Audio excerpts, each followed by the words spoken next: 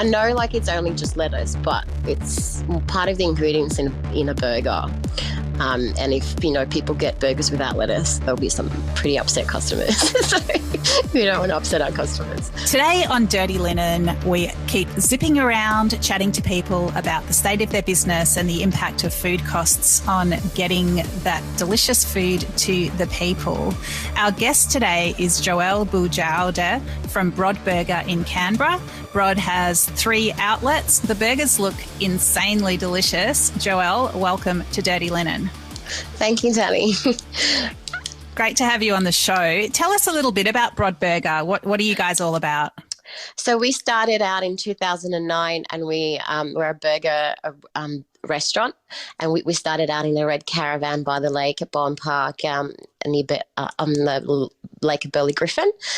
We operated out of there for 3 years, and now 13 years later we've got 3 outlets. Some of them are still, 2 of them are caravans, and one of them is a shop front, and one of the caravans is at Capital Brewing, a brewery in Canberra. So it's been an exciting journey. That's amazing. And who do you run the business with? My husband, Sasha Brodbeck. One thing that I, found interesting about you guys when I did a bit of digging is that you also, have a meat company, and that's part of, part of your supply chain. Can you explain that side of things? That's right. So one of the main ingredients in our most popular burgers is obviously the beef patties, and we had issues with the quality of the meat and the rising costs. So we decided to partner up with a local farmer, Stacey and Christian Allen, who have a farm just outside of Queanbeyan, which is right near Canberra. And we decided to start a butchery to supply us and other restaurants and supermarkets. So, we've taken that on board. And what difference does that make to, the way that, I guess, the product that you're able to put in front of people and the costs of your business? We can control, like at the moment, obviously the cost of meat has gone up, so it's more than we used to pay for it a couple of years ago. But obviously we can control the quality, which is really important to us as a business, to maintain that level of quality and to be able to keep a chill chain from the time the meat is cut to when the patties are made and when they're transported to the shop. So we have control of all of it, and it makes us feel a lot more confident in our product. It's so interesting. Like, I guess, from a consumer point of view, people see, there's obviously like a great uproar about the price of lettuce, let's say. But I mean, what are some of the inputs that, affect the prices that you end up having to charge your customers? I mean, everything, like in regards to Brodburger, everything has gone up. Every piece, all the packaging, all the every piece of the burger has gone up in price. So it's been quite hard to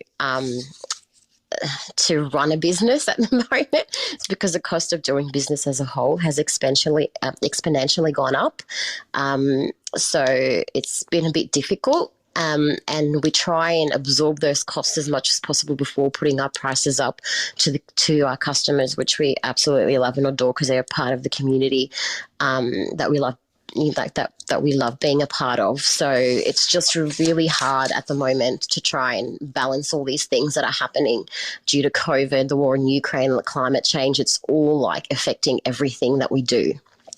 It's a lot. And I mean, obviously you are really close to your customers. You've built a real community over that long period of trading. Like, what kinds of, are you having those open conversations with people? Do you find is that the best way to sort of massage the situation in terms of, raising prices to, so that you can continue to trade? Well, obviously, that conversation is going to be happening, and it will need to happen. We've only put our prices up only a couple of months ago, 2 months ago, and I couldn't sleep the night before. I thought it was only by $1, but it's just we had to for the survival of our business. And I'm pretty sure like a lot of people more a lot of people now are more understanding, because obviously like they have noticed everything going up, like from their day to day, like when they go shopping, like everything has gone up. So so we've been lucky that we do our own meat, and we do try and absorb as much of the cost as we can, and we only put the prices up as a last resort. But who knows what's going to happen in the future. I can't say that there's not going to be another price rise. We've never done one so close together. We normally do one, we'll do a year, and then 2 years later we'll do another one. So this year there might be another one. I'm not sure. We're trying to figure that one out. I really feel you, Joelle, like, that you're lying in bed, not able to sleep, just stressing about this. I mean, what is the kind of emotion behind it? Like, what's what kinds of thoughts are going through your mind? The thoughts that go through my mind is that, like, everything is going up for consumers, and I don't want them to feel alienated for not being able to buy a burger because it's too high of a price for them, or like, because I do know a lot of families are struggling, and we as businesses need to be able to help those people out as well. So I don't know, me and my husband were thinking the other night that maybe one day in the near future we might set up one of the vans as a soup kitchen on the day that it's closed. Like we go to that sort of, thinking. It's just going to be very tough, and it's quite, it's just feels different. Even during lockdown, it felt a little bit easier than it is at the moment, only because we were lucky that we could do takeaway. But now it feels like we're being hit on every angle, and there's not much support from the government for small to medium businesses. Yeah, I mean, that's true. All that support has ebbed away, and everyone's just supposed to be, making a go of it for themselves in, whichever way they can. I mean, do you feel particularly, being a burger place and I suppose, a relatively affordable meal for people, that you're particularly conscious of remaining affordable for your customers? 100%. I mean, we need to remain affordable to be able to survive through this climate, but we also need to make sure that the business also survives, and that 60 staff that we have employed remain employed, because they're really important to us as well. So it's just like a balancing act to try and figure out what the best way of moving forward will be. It's a bit tricky. So lettuce, we've got to go there. It's been a big part of this cost of living conversation. I guess it's that crunch of weather events, supply chains in terms of fuel costs, and of course, demand. How has the lettuce situation affected you guys? It was crazy, because my husband and I went around to try and find lettuce in the first place. We went to the markets. I actually ended up getting 5 boxes of lettuce, which was like unheard of. And we used to pay $16 per box, and they're 1.5 kilo boxes. It was $32, and I couldn't say no. Obviously, it's not the actual people selling it that have bumped up the price. It's just the way it is at the moment. So we also ended up getting different types of lettuce, cutting them up, washing them in the sinks, and spin drying them with those spinny things, and just making our own lettuce, our own mescaline lettuce, so we could go through the long weekend, which was a busy weekend. And today I've got a few staff driving around trying to find some more for today. So the truck arrives at 1 p.m. Apparently, we've been told by our supplier. And so it's crazy.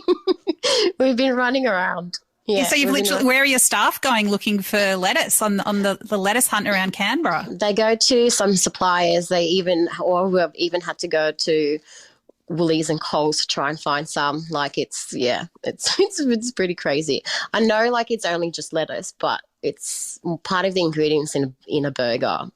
And if, people get burgers without lettuce, there'll be some pretty upset customers. So we don't want to upset our customers. Yeah. I mean, because burgers are just such, that comfort food, and, you want your burger how you want your burger. And, I guess as much as people will be understanding, you want to give them what they want, don't you? Exactly. And we don't want to use cabbage. We're trying our hardest not to use cabbage. Have you done like a sneaky taste test of the cabbage just to see if it might be okay? We do coleslaw, so I suppose if it gets really bad, we'll just add coleslaw to the burger, but we're trying our best to, try and source some lettuce at the moment. Yeah, I noticed that you did a Instagram post, just explaining that there was, because of the lettuce shortage, you might notice a difference in your burgers. I mean, did you have much of a response to that? Yeah, it was quite funny. I had a few people calling me up saying that we took a humorous side to it, and we had some lettuce puns in there to try and explain the situation, as kind of a semi-serious situation in a more humorous way. So there was it was good. Yeah. What can you do except try to make a crazy situation a little bit funny? Exactly. Joelle, what do you reckon are the key elements that make a burger great? You have to have the right type of, it depends where, you have to have high quality ingredients. You have to have, if it's a beef burger, the beef patty needs to speak for itself. All it really needs is salt and pepper to bring out the meat flavors. The bread needs to keep it all together, and the salad needs to give it a crunch. And the sauce, which we make our own aioli, is what binds it all together. So there are lots of little elements that need to speak with each other to give it that final, deliciousness. Yum. And the cheese, of course, you have to melt the cheese on the patty. So it's, Absolutely you do, yes. I mean, what is it that got you guys into burgers? My husband's has been a cook since he was 16. He's worked all over Canberra, and we both, when we got together, we both love comfort food, and we just thought there was a gap in the market, and that was back in 2009 to make burgers, like gourmet burgers, out of a little van. So that's how it all started. So, yeah. And what do you reckon, how is Canberra going in terms of, where do you think the food scene's at, and especially after lockdowns and, being in that takeaway mode, where do you think things are at for the nation's capital? The food scene in Canberra is actually quite incredible. There are lots of new places that have opened up, lots of existing places that just serve amazing food. There's a lot of people in Canberra do like to eat out, which is good for our small businesses.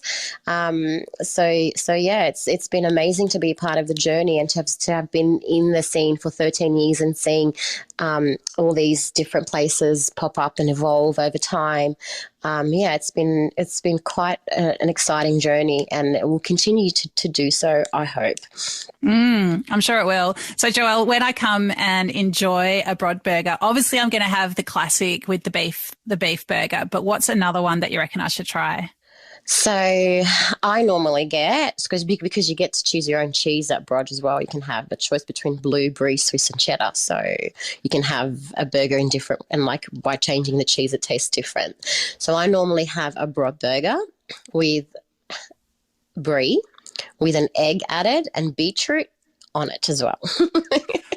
That sounds so good. I'm going to copy you, absolutely. And I'm also getting the feeling with the egg and the beetroot, there might be a little bit of juice dripping down my arms, and that is going to be part of the joy. Exactly. It's part of the joy. Just make sure you grab a few extra napkins. I certainly will. Joelle, thank you so much for talking us through where things are at for Brodburger at the moment. I think everybody's subject to these same price pressures and dealing with rising costs and all the uncertainty. And it's really, really fantastic to hear how you guys are working your way through it, and really looking after your community at the same time. But thanks so much for sharing your story. Thank you so much for having me. This is Dirty Linen, and I'm Dani Valent. We air the issues that the hospitality industry finds hard to talk about, hearing from different people with unique perspectives. We want to hear from you as well. If you have something that needs to be said about a topic, get in touch so we can include your perspective. Contact us at dirtylinenat.deepintheweeds.com.au or hit us up on Insta at Dirty Linen Podcast. We can't wait to hear from you. This